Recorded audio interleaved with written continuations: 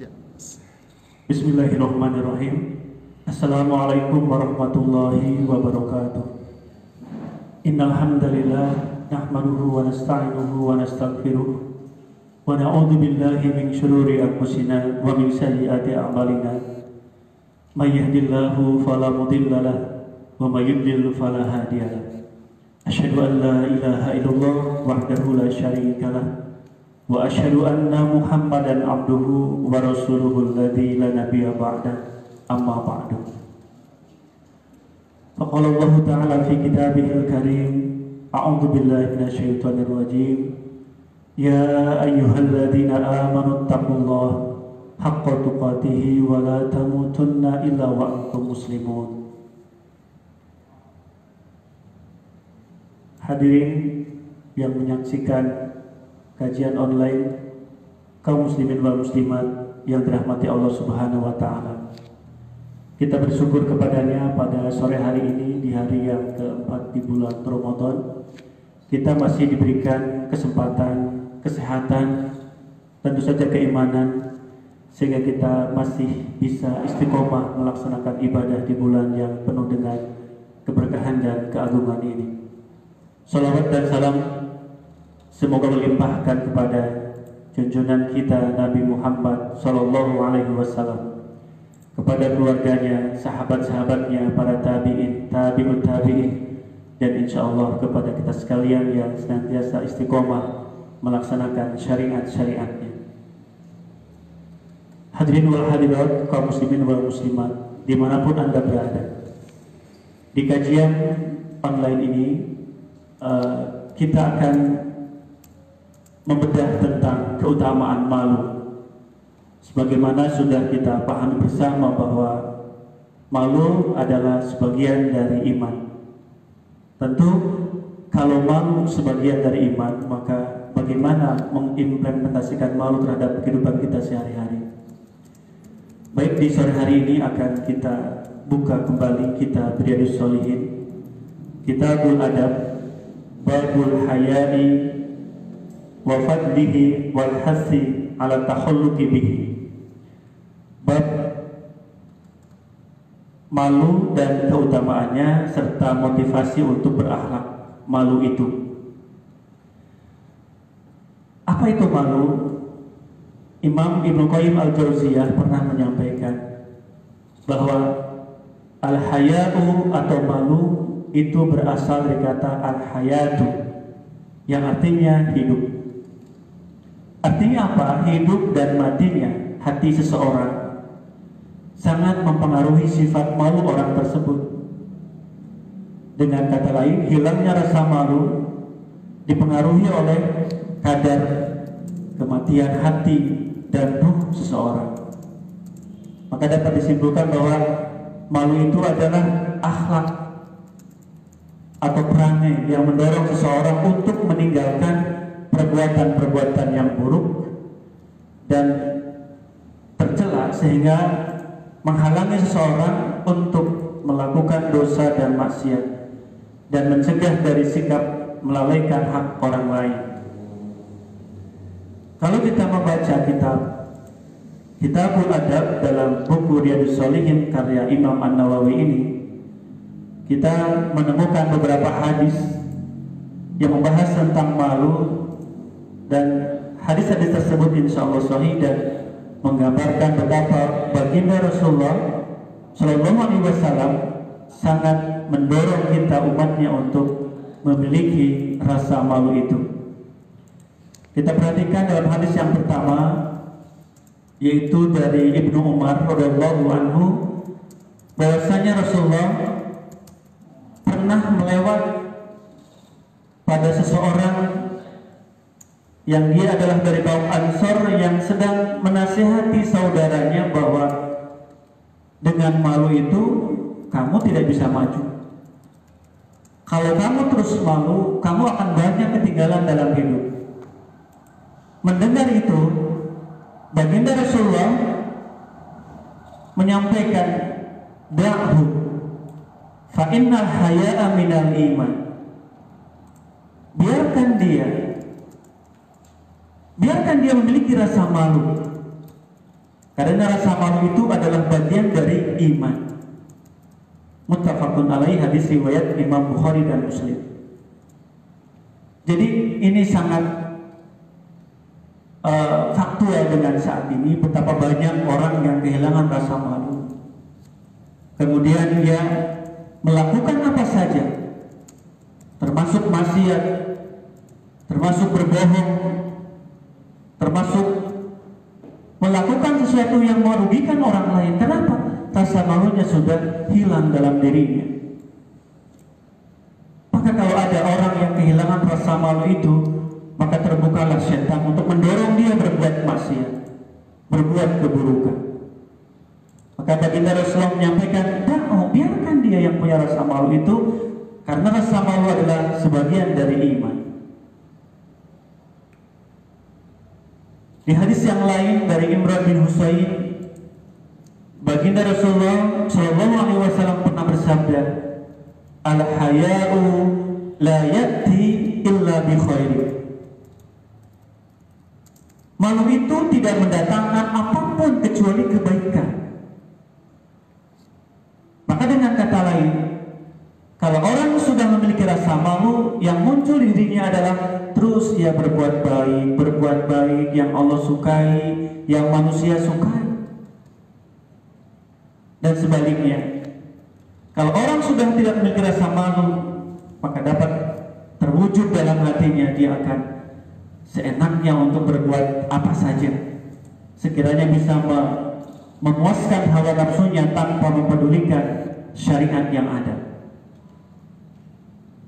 Jemaah rahimakumullah,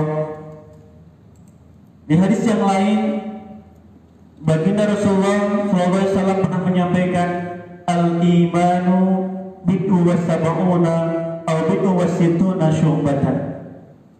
Iman itu ada 70 atau 60 cabang.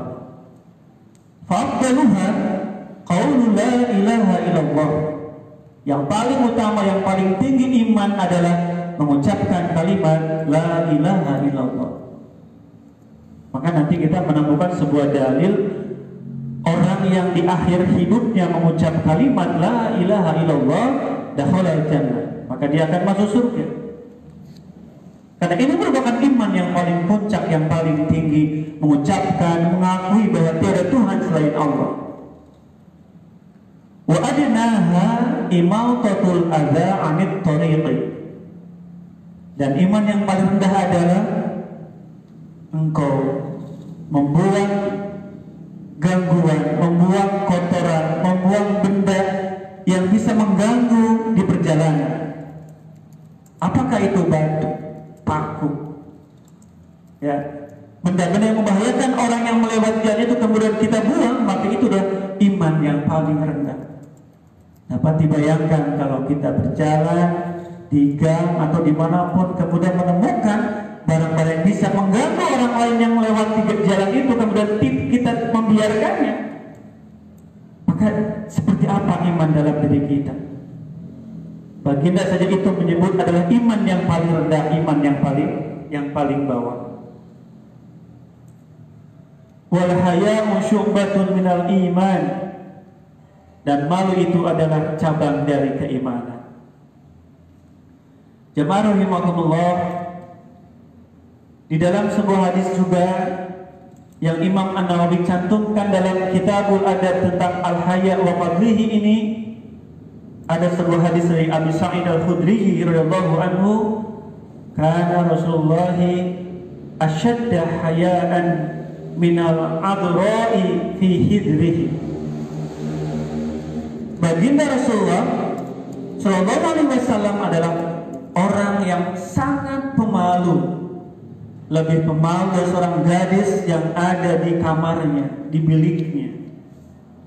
Kita tahu bahwa seorang gadis memiliki rasa malu yang sangat luar biasa tingginya. Dan baginda Rasulullah adalah orang yang memiliki malu, rasa malu yang lebih daripada seorang gadis yang pemalu yang kita biasa melihat itu. Ra'a syai'an yakrahuhu arafnahu fi wajhihi. Baginda Rasulullah jika melihat sesuatu yang tidak ia sukai, arafnahu fi wajhihi. Sahabat mengatakan, kami akan mengetahuinya di wajahnya. Maka jamaah rahimakumullah, di sore hari yang berbahagia ini, dengan beberapa hadis yang saya sampaikan barusan menggambarkan dengan utuh bahwasanya malu itu adalah akhlak seorang muslim. Maka jika malu adalah akhlak seorang muslim, renungkan kembali bagaimana baginda Rasulullah pernah menyampaikan, inna mimma adrakan nasu min kalamin nubuwatil ula idza lam tastahi fasna ma syi'ta.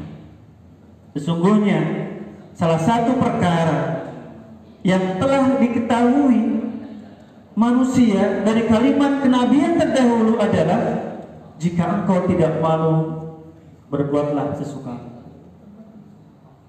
Maka alhamdulillah kita bersyukur kepada Allah Subhanahu wa taala. Qadarullah, kita adalah seorang muslim, orang yang beriman, yang memahami aturan-aturan Tuhannya, yaitu Allah Subhanahu wa taala. Ditambah lagi kita memiliki budaya timur, adat istiadat yang mendorong kita memiliki rasa malu. Maka tinggal bagaimana kita memelihara rasa malu itu, membuahkan amal-amal baik, menghasilkan karya-karya produktif. Maka kita bisa membuat sebuah filter dalam diri kita. Kita malu kalau tidak sahur. Kita malu kalau tidak sholat tarawih. Kita malu kalau tidak ada Al-Quran. Kita malu kalau tidak menjalankan sunnah-sunnah di bulan Ramadan. Makin tinggi rasa malu, makin tinggi semangat kita untuk menjalankan kewajiban dan sunnah-sunnah Rasulullah. Dan makin hilang malu, maka makin terkikislah semangat untuk berbuat kewajiban dan sunnah-sunnah itu. Jamaah rahimakumullah, saya pribadi masih melihat di luar sana orang tidak berpuasa ya, tanpa ada uzur syar'i. Di jam-jam sholat isya masih ada orang tidak ada di rumah untuk menjalankan isya berjamaah dengan keluarganya, disambung dengan sholat tarawih. Masih ada di antara kita mungkin yang enggan untuk berinfak, bersedekah di bulan yang sangat dilipat gandakan pahala ini. Maka semua kembali kepada rasa malu yang kita miliki, jamaah rahimakumullah. Dan ternyata rasa malu itu adalah ajaran dari para nabi yang terdahulu. Maka kalau selama ini kita beriman kepada nabi-nabi selain Nabi Muhammad, maka camkan di diri kita bahwa nabi-nabi yang lain pun mengajarkan rasa malu dalam hidup ini.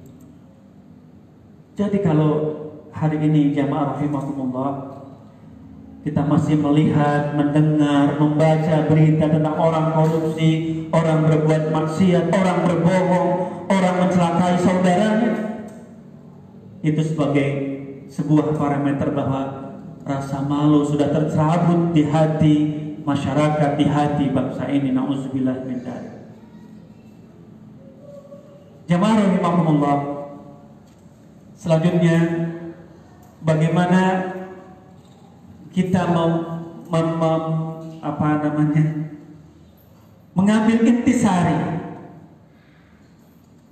dari hadis-hadis Rasulullah yang disampaikan tadi.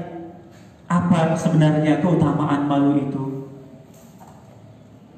Yang pertama adalah malu tidak mendatangkan kecuali kebaikan. Tapi tolong bedakan dengan malu yang sifatnya karakter atau bawaan sifat seseorang. Ya, bukan berarti orang malu itu adalah orang yang tidak mau melakukan apapun karena malu, tidak. Tapi dengan malu itu dia hanya ingin berbuat kebaikan-kebaikan saja. Malu sebagai anak kalau tidak patuh kepada orang tua. Malu sebagai orang tua kalau tidak mendidik dan membina anak-anaknya. Malu sebagai suami kalau tidak bertanggung jawab kepada istri dan anak-anaknya. Dan malu sebagai seorang istri kalau tidak berbakti kepada suami. Ini adalah implementasi bahwa malu itu tidak mendatangkan apapun kecuali kebaikan. Seorang guru akan menjalankan tugasnya dengan baik. Dia malu kalau tidak mengajar dengan baik. Pedagang malu kalau dia berbuat curang. Pembeli juga malu kalau menawar berlebihan. Seorang siswa akan malu kalau datang terlambat ke sekolah, tidak mengerjakan tugas dan lain sebagainya. Alangkah indahnya kalau semua kita kaum muslimin wal muslimat memenuhi hatinya dengan rasa malu itu. Jamaah rahimakumullah. Yang kedua adalah tadi bahwa keutamaan malu itu merupakan cabang dari iman. Kita teriak-teriak, saya beriman, kami beriman kepada Allah. Tapi di mana rasa malu ketika bangun malam kita tinggalkan tahajud? Di mana rasa malu ketika Allah berikan rizki, titipkan rizki pada kita yang banyak, kita enggan berzakat, enggan bersedekah, enggan berinfak.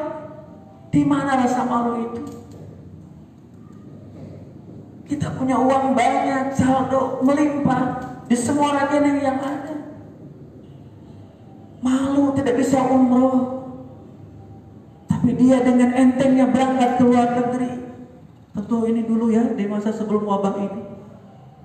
Harusnya begitu, ada rasa ini tanggung jawab saya sebagai seorang muslim. Malu kalau tidak mendahulukan panggilan Allah dan Rasulnya.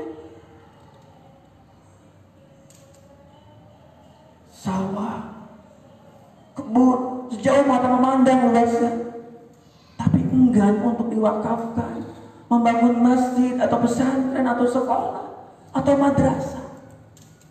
Dia nggak punya rasa malu. Allah titipkan harta yang banyak buat dirinya. Maka jamaah rahimakumullah, mari kita muhasabah diri. Kita banyak di rumah, kita banyak tahu siapa diri kita. Kemarin kita sibuk lupa dengan diri kita. Sekarang banyak di rumah berkumpul dengan keluarga. Maka temukan dalam diri kita hal apa saja yang belum kita lakukan. Kalau kita masih bisa melakukan, munculkan rasa malu kepada Allah Subhanahu wa Ta'ala. Kita olahraga bisa, berjemur bisa. Kenapa dulu tidak bisa? Pegang HP berjam-jam, baca buku tebal, baca Quran enggak. Di mana rasa malu sebagai seorang muslim? Jamaah rahimakumullah, maka malu itu cabang dari iman. Buktikan iman kita dengan menampilkan rasa malu yang memunculkan semangat untuk berbuat kebaikan. Jamaah rahimakumullah, ternyata keutamaan yang ketiga adalah Allah mencintai orang-orang yang malu, orang-orang yang menutupi dirinya. Dalam sebuah hadis riwayat Abu Dawud, baginda Rasulullah bersabda, Inna Allah azza wa jalla hayyun sittirun. Sesungguhnya Allah azza wa jalla adalah yang maha pemalu dan maha menutupi. Yuhibbul haya wa sitra. Allah mencintai rasa malu dan rasa ingin menutupi dirinya. Fa idza tasala ahadukum falyastatir. Maka apabila salah seorang di antara kamu mandi, maka hendaklah ia menutupi dirinya, tidak terbuka auratnya kepada orang lain. Allah maha pemalu.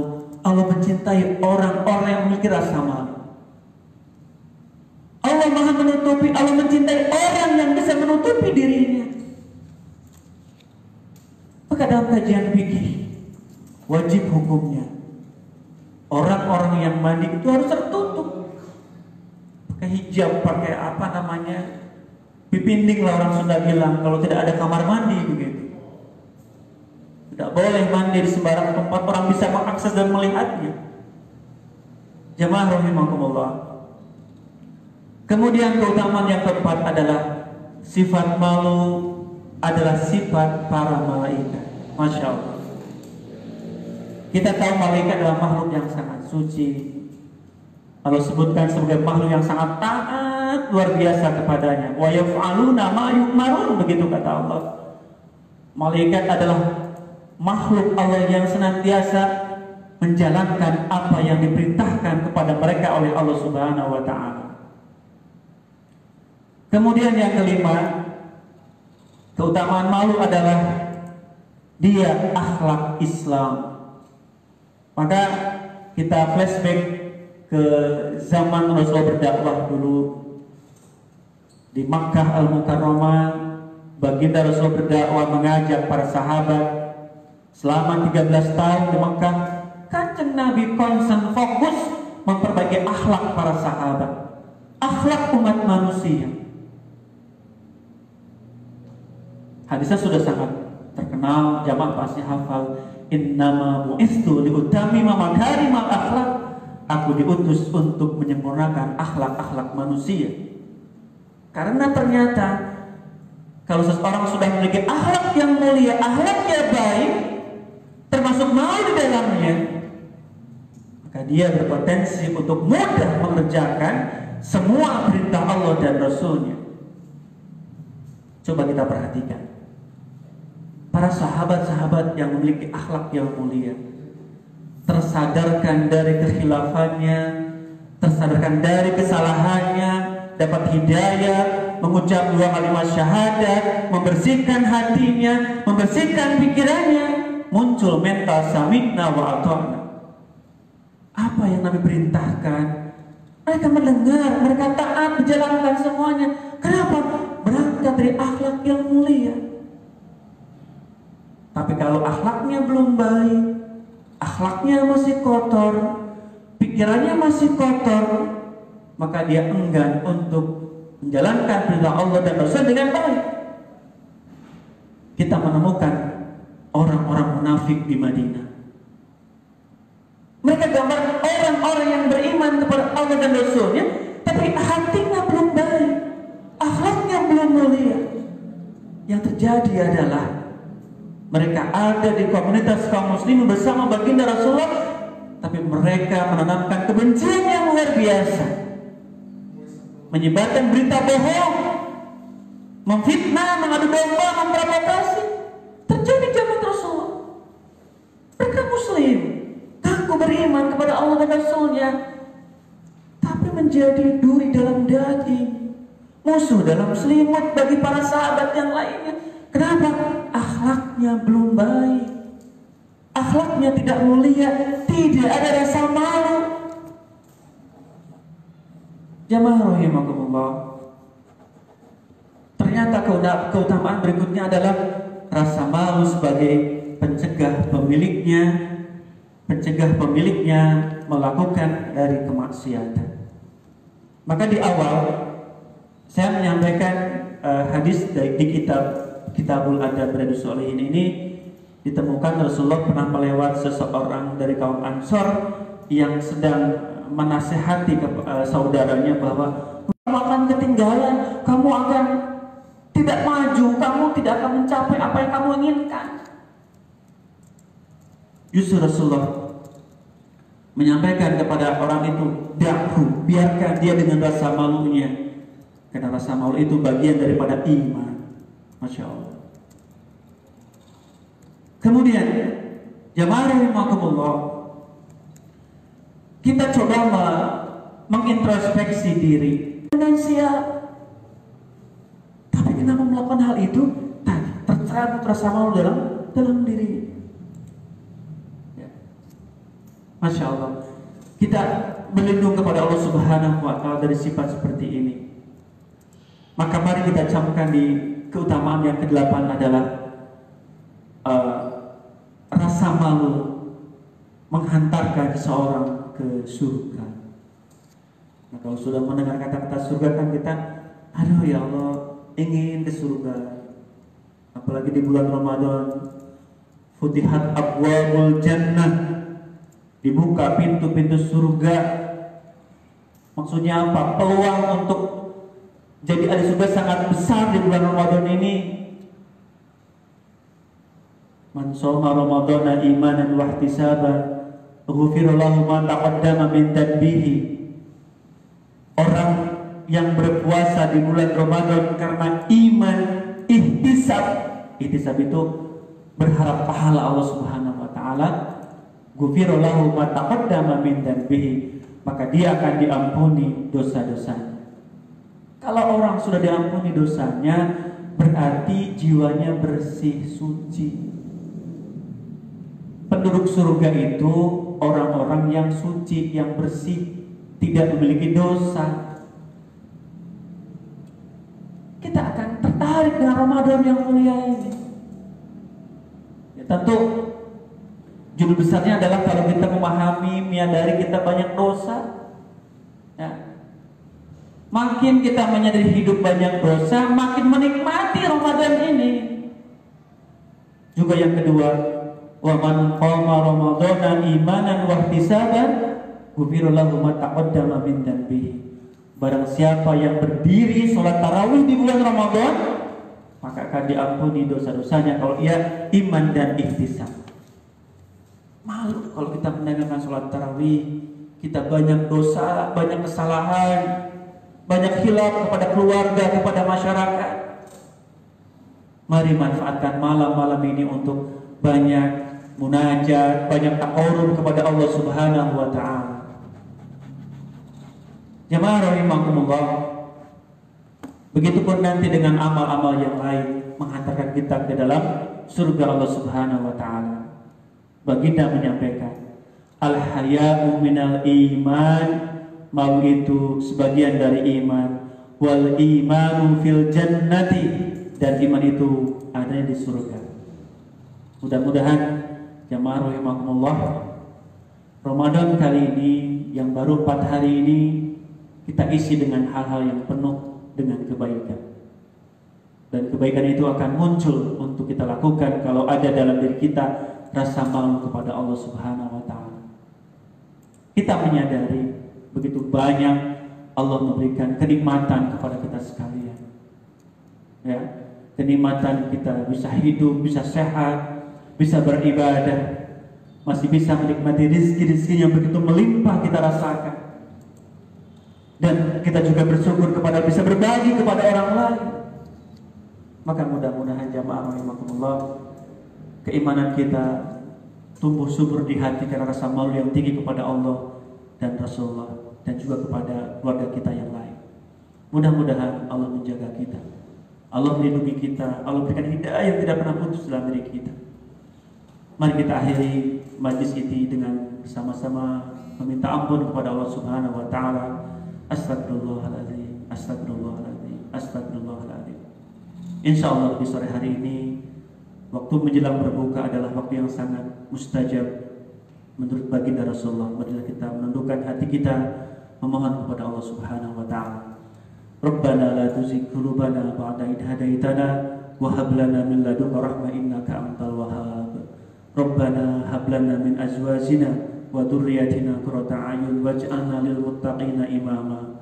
Rabbana afrigh 'alaina sabra wa tsabbit aqdamana wansurna 'alal qawmil kafirin. Rabbana la tu'akhidna in nasina aw akhtana.